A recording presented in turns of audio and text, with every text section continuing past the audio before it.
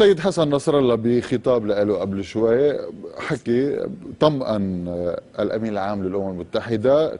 قلقك يطمئننا ويسعدنا والمطلوب أن تقلق أمريكا من ورائك، وأكد أنه هو حيتابع بعملية المقاومة والتسلح ومواجهة إسرائيل. تعرف أنا عم بسمع مثل كأنه أستاذ صالح بتاخذوا المواقف اللي بدكم إياها، ولكن الأمور تسير دائما بهذا المنوال. أولا أنا عم بسمع السيد حسن، ذكرت المثل اللبناني الشهير القائل اللي استحوا ماتوا.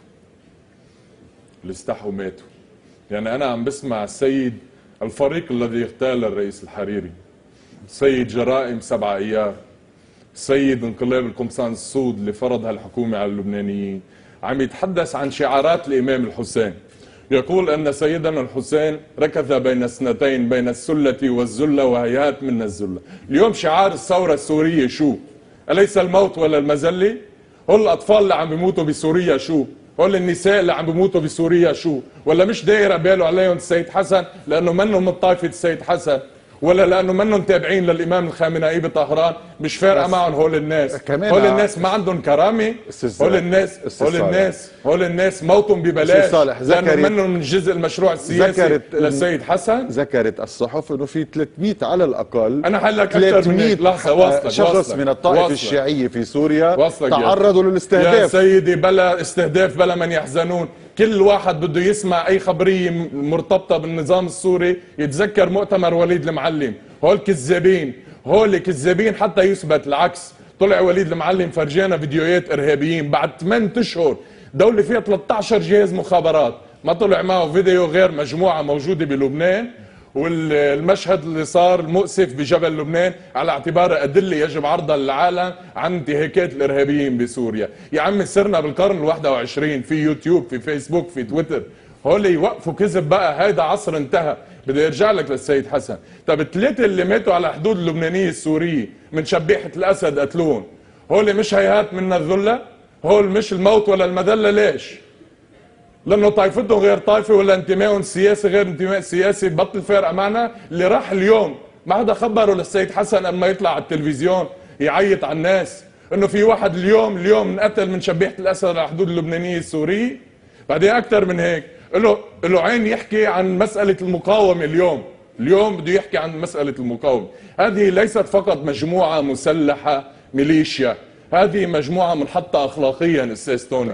لأنه ما يحصل في سوريا، ما يحصل في سوريا اللي بده يطلع يقول شعارات سيدنا الحسين الموت ولا المذلة، ولا يرى من أطفال سوريا ولا من نساء سوريا ولا من شيوخ سوريا ولا قتيل، غير ادعاء مفترض أنه في ناس عم تقتل من شبيحة النظام. هذا بيكون شو؟ هذا بيكون مقاومة؟ بده يحكي عن المقاومة العراقية. ليش مين فوت الامريكان على العراق وخرب العراق غير اسياده بطهران؟ ليش المالكي اللي اليوم رئيس حكومه بالعراق اللي اجى على راس الدبابه الامريكيه هو والايرانيه ما كانوا موافقين عليه؟ المقاومه الفلسطينيه اللي في شيء خرب المقاومه الفلسطينيه غير وين اخذوا هن حماس هن والنظام السوري والنظام في ايران؟ يا عمي في حدود، لا في حدود للتعامل مع الناس على انها ناس ما بتفهم وما بتتابع وما بتعرف، ويمكن بالايديولوجيا وبالكاريزما وبالحضور انه نقول لها اي شيء ومضطره هذه المجموعه تصدق. هذه كذبه انتهت، كذبه الوهم المقاومه، كذبه الوهيه السيد حسن، كذبه كل هذا الوهم انتهى بالربيع العربي. خلصنا صارت لورا. بالنسبه لمين انتهت؟ إذا عم بتقلي إنه طغيان القوة، الاحتلال الإسرائيلي كان يقول للناس إنه أنا موجود وعملوا اللي بيطلع بإيدكم، الاحتلال السوري كان يقول للناس أنا موجود وبيطلع هذه الأفكار. أستاذ صالح، ليه القذافي ما عنده تأييد شعبي؟ كان هول اللي كانوا بالساحات الخضراء هول شو دمى ولا ناس؟ اليوم بشار الأسد ما عنده تأييد شعبي. يا أخي الطغيان لا يبرره التأييد الشعبي. انه انا في ناس وراي بيمشوا مستعدين اذا قلت لهم عنزه ولو طارت يوقفوا على الشارع يقولوا له لبيك يا نصر الله، بصير طغياني مبرر، بصير استيلاء على العمل الديمقراطي للبنان مبرر، بصير في افرض حكومه بلبنان، بصير في ارهب الدروز بالجبل، بصير فيني كل يوم اقعد طغيان على اهل بيروت، كله تحت شعار انه عندي ناس. شو الاختراع العظيم انه عندك ناس؟ هتلر كان عنده ناس، موسوليني كان عنده ناس، القذافي كان عنده ناس. بدك تحكي بالناس الا انتخابات ديمقراطيه بلبنان. 14 اذار ربحت انتخابات ربحت انتخابات وفق شعار 2009. اسقاط السلاح، تم الانقلاب الاسود. 2009 كمان كل هذه الاطراف اخذت تمثيل شعبي يوازي واكثر، اذا بدك تحكي بحسب اعداد الناخبين اخذوا اصوات كثير كبيره. يا سيد توني، اذا معك ناس وراك ما فيك تقتل رئيس حكومه لبنان. شو النظريه بيجيبوا لي مثلا لا ضبطوا هالموضوع، وهلا بدي احكي عنه بمساله تمويل المحكمه والبروتوكول، كلها طق الحنك، لانه الاساس بالمجرمين الموجودين اليوم ببيوتهم ببيروت وما عم يسترجي حدا يروح يجيبهم من بيوتهم. انا بدي اقول لك شو، انه ما تطرحوا هذا الموضوع لانه في وراه طائفه، لانه في وراه حزب. ما شايف الناس بالالاف بالشوارع؟ إيه شو يعني؟ انه في ناس بالالاف بالشوارع بصير له حق يقتل رئيس مجلس وزراء؟ بصير له حق يعمل انقلاب بالقمصان السود على الحكومه؟ بصير له حق يطلع يعيط علينا ويفرض وجهه نظر بلبنان وبالعراق وبفلسطين وبطهران وبالعلاقات الدوليه وببنكيمون ليش خير؟